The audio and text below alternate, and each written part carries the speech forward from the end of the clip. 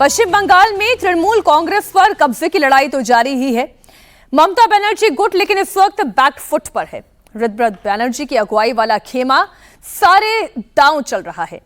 ऋतव्रत बैनर्जी ने party headquarter पर ताला जड़ दिया तो आज ममता बनर्जी की ओर से एक भरोसेमंद साथी ने भी उनका साथ छोड़ दिया। तृणमूल कांग्रेस के प्रदेश अध्यक्ष चंद्रिमा भट्टाचार्य ने पार्टी के सभी पदों से इस्तीफा दे दिया।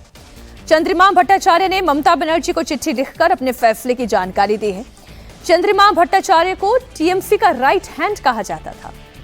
ऐसे में ये झटका उनके लिए निजी तौर पर बहुत बड़ा झटका है, पॉलिटिकल तौर पर तो है ही। अब तक 65 विधायकों को अपने पाले में लेने वाले ऋतव्रत बैनर्जी लगातार एक्शन में हैं।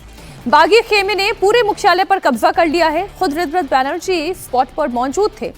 तस्वीरें आपके सामने हम रखेंगे, लेकिन पहले ये बयान देखें। हम लोग पुलिस से रिक्वेस्ट किए थे, लेकिन पुलिस उनका फॉलो अप टीम जैसा बिहेव कर रहे थे। वो लोग ताला मार के चले गए और पुलिस वो ताला को प्रोटेक्ट कर रहे हैं। हम लोग बोला वो साइड का गेस्ट से एंट्री लेने के, पुलिस रैफ सेंट्रल फोर्स वहां पर खड़ा हो गया। ये तृणमूल को डैमेज करने का एक बड़ा साजिश है।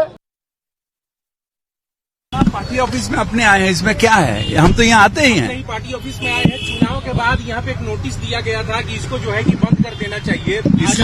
इसलिए तो हम लोग आए हैं, जो बाड़ीवाला से बोलने के लिए। ये भाई हम लोग का पार्टी ऑफिस में यहाँ पे नियमित बैठेंगे क्या? ये निर्णय हम नहीं ले सकते।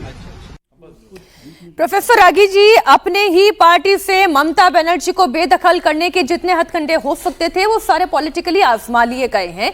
बस क्या ये कहा जाए कि अब तो दिन गिनती के शुरू हो गए हैं?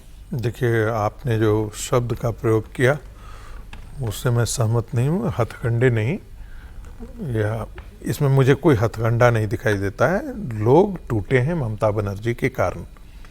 और देखिए, जिनके बारे में अभी प्रदेश अध्यक्ष के बारे में वो तो माना जाता था कि ममता बनर्जी जी की बहुत करीबी हैं, लेकिन अब वो भी पार्टी छोड़ करके गई हैं।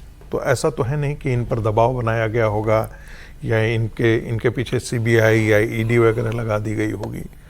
ममता बनर्जी की राजनीति और उनकी कार्यशैली और उनसे भी ज़्यादा उनके भतीजे अभिषेक बनर्जी की कार्यशैली से एक प्रकार से पार्टी के अंदर घुटन थी। वो घुटन दब करके इसलिए रह गई थी क्योंकि ममता बनर्जी के पास हाथों में सत्ता थी। और सत्ता जब होती है ना, तो कहा जाता है ना कि जब आपके पास ताकत होता है, धन होता है, तो बहुत सारी चीज़ें आपकी कमियां छुप जाती हैं। वही स्थिति थी जब उनके पास सत्ता थी, तो ये सारे चुप थे। और कल यदि इनके पास सत्ता बरकरार रहती तो यकीनन मैं कह सकता हूं कि इनमें से किसी की अंतरात्मा नहीं जागती और कोई भी इधर आने की कोशिश नहीं करता। लेकिन जैसे कहते हैं ना कि मुर्दा है तो मुर्दा पर आप 10 मन माटी दे दीजिए या 20 मन माटी दे दीजिए, कोई फर्क नहीं पड़ता है। अब स्थिति तृणमूल की वही हो गई है।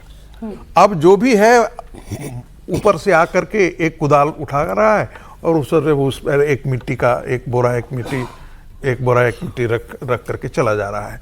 हर कोई उनको छोड़ करके जा रहा है।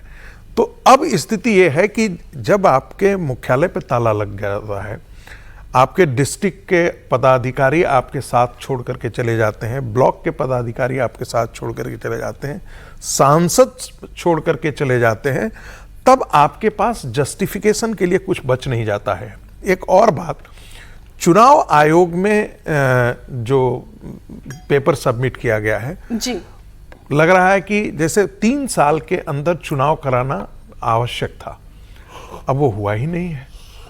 तो खुद ममता बनर्जी का जो संविधान है, जिसके बारे में जिक्र आज पेपर अखबारों में बड़ा उसके बारे में छपा भी है कि भाई उनका संविधान ही उनके लिए आफत हो गया है, क्योंकि वो खुद भी संविधान का पालन नहीं कर रही थी, चुनाव हो ही नहीं रहे थे। तो ऐसी स्थिति में पार्टी बचाना अब ममता बनर्जी के लिए मुश्किल होगा। चुनाव आयोग का निर्णय पता ही है कि वो वही होने वाला है कि चुनाव आयोग का निर्णय जो है वो ऋतव्रत बनर्जी के पक्ष में ही जाएगा। जो खेमा है उसी के पक्ष में जाने वाला है। अब उसके बाद कोर्ट में कपिल सिब्बल और अभिषेक मनु सिंह भी, जो हमेशा के लिए उनके पैरोकार हैं, तो वो लड़ते रहेंगे, केस चलता रहेगा। कुछ देखते है हैं कि ऐसा कितने ममता दिनों के बनर्जी बाद के फैसला पास जिसपे वो अपनी पार्टी बचा सकती हैं, अपने पास रख सकती हैं? विजय ये जी। वो पेपर कैसे रखते हैं, बाकी ऑन ग्राउंड तो जो है लग रहा है कि इस पार्टी चली गई। और ऐसा तो सामान्य तौर पर होता है भाई, जो डिस्ट्रिक्ट के प्रेसिडेंट या डिस्ट्रिक्ट में जो लीडर्स होते हैं वो सांसद की वजह से ही तो होते हैं, सांसद ही उनको बनाता है अपने।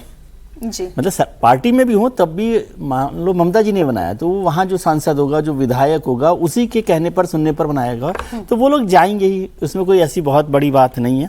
और लगातार वो कमज़ोर होती जा रही हैं, विधायक चले गए हैं, एमपी चले गए हैं, पार्टी ऑर्गेनाइजेशन के लोग चले गए हैं, तो इसकी संभावना मुझे अब कम लगती है कि पार्टी को वो किस तरह से बचा पाएंगे। लीगल बैटल में यदि वो कुछ कर सकती हैं तो वो है, लेकिन लीगल बैटल तो जितनी लंबी चलेगी उसका भी कोई आइडिया नहीं है। तो ये सारी बातें उनके लिए बहुत फेवर वाली नहीं है। मतलब और चाबी चुनाव उनके आयोग हाथ भी से है, गई। चुनाव आयोग भी है। असली चाबी तो जनता के मतदान पे होती है ना। ये इस्तीफा जनता सर, किसके ये आ साथ गया है, आपके इस्तीफा। साथ वो डॉक्यूमेंट जिसकी हम बात कर रहे थे, ये इस्तीफा है जो आज ही आया है। जनता किसके साथ है ये तय करेगा भाई। किसी भी पार्टी का कद, किसी भी नेता का कद उसके जनाधार जो देखा जाता है ना कि उससे कितने वोटर से। ममता बनर्जी के साथ उसके सांसद विधायक चले गए, क्या ममता बनर्जी के उसके वोटर गए? अगर ममता बनर्जी अपने वोटर्स को अगले चुनाव में किसी भी नए नाम से पार्टी के साथ जोड़कर इकट्ठा कर लेती है तो ये माना जाएगा कि ममता बनर्जी का जनता के बीच आधार है। अगर ममता बनर्जी अपने वोटर्स को नहीं इकट्ठा कर पाती, वोटर्स भी चले जाते हैं, तो ममता बनर्जी का राजनीतिक जीवन लगभग खत्म हो जाएगा। उसके बाद सबसे बड़ी चुनौती है जनता के बीच जाकर जनता को कन्विंस करना, अपना जो मूल वोट आपका 40% वोट आपको आज मिला है इसको बचा के रखना। अगर ये ममता बनर्जी का टूट जाता है और जो बाकी सांसद विधायक उनके पास चला जाता है तो मुझे लगता है कि ममता बनर्जी के लिए बड़ी चुनौती है होगी। वो मुझे पढ़ पिछले 3 लेनी महीने में चाहिए। ऐसा नहीं दिख रहा ना। हाँ। पिछले 3 महीने में ऐसा नहीं दिखा ना, नहीं तो नहीं जनता दिख उनके साथ सड़क पर खड़ी हो जाती। वो जो उन्होंने लेटर भी लिखा है चंद्रिमा भट्टाचार्य ने, उसको मैं पूरा पढ़ रही हूँ। उसकी जो आखिरी लाइन है वो इंपॉर्टेंट है।